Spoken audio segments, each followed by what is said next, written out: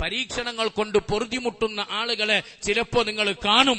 ആശുപത്രി കിടക്കകളിൽ, നിങ്ങൾ ഏതെങ്കിലും വീട്ടിൽ രോഗസന്ദർശനത്തിന് പോയാൽ, നിങ്ങളുടെ യാത്രാ അവസരങ്ങളിൽ എവിടെയും പല വിധത്തിലുള്ള പരീക്ഷണങ്ങൾ കൊണ്ട് പൊറുതിമുട്ടുന്ന ആളുകളെ നിങ്ങൾ കാണുമ്പോൾ പോലും നിങ്ങൾക്ക് പ്രാർത്ഥനയുണ്ട്. മൻ റആ മിൻകും മുബ്തല, ആരെങ്കിലും നിങ്ങളുടെ കൂട്ടത്തിൽ ഒരു പരീക്ഷിക്കപ്പെട്ടയാളെ കണ്ടു കഴിഞ്ഞാൽ അപ്പൊ നീ അല്ലാഹുവിനോട് പറയണം, അല്ലാഹുവിനോട് ദുആ ഇറക്കണം.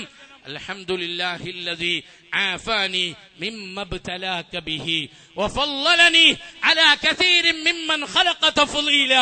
എപ്പോഴെങ്കിലും നമ്മൾ ഓർത്തിട്ടുണ്ടോ, പരീക്ഷിക്കപ്പെട്ടവനെ കണ്ടു കഴിഞ്ഞാൽ നമ്മൾ ചൊല്ലേണ്ട ദുആയ അൽഹംദുലില്ലാ, അല്ലാഹുവിനാകുന്നു സർവസ്തുതിയും. എങ്ങനെയുള്ള അല്ലാഹ്? ആഫാനി മിമ്മ ഇബ്തലാക ബിഹി, തന്റെ മുന്നിൽ ഒരു പരീക്ഷിക്കപ്പെട്ടവൻ വന്നപ്പോ ആ പരീക്ഷണം എനിക്കായിരുന്നെങ്കിൽ എന്തായിരിക്കും എന്റെ അവസ്ഥ? അതോർക്കുമ്പോഴാണ് ഈ ദുആ ഇറക്കാൻ നമുക്ക് കഴിയുക.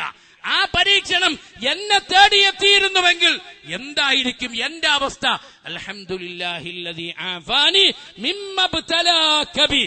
ഈ പരീക്ഷിക്കപ്പെട്ടവനെ കാണുമ്പോ എന്നെ ഈ പരീക്ഷണത്തിൽ അകപ്പെടുത്താതെ ആഫിയത്ത് നൽകിയ നാഥ, നിനക്കാകുന്നു സർവസ്തുതിയും. വഫളലനി, നീ എന്നെ മഹത്വപ്പെടുത്തി, നീ എന്നെ ഫളീലത്ത് ചെയ്തു, ആദരിച്ചു. അലാ കസീരിൻ മിമ്മൻ ഖലഖ തഫ്ളീല, നീ പടച്ച പരകോടി പടപ്പുകളിൽ ഏറ്റവും ശ്രേഷ്ഠനാക്കി നീ എന്നെ മാറ്റിയല്ലോ പടച്ചവന്. അൽഹംദുലില്ലാ. പരീക്ഷിക്കപ്പെട്ടവനെ കാണുമ്പോ അങ്ങനെ ഒരു പ്രാർത്ഥന പറയാനും നമ്മളോട് കൽപ്പിച്ചിട്ടുണ്ട്.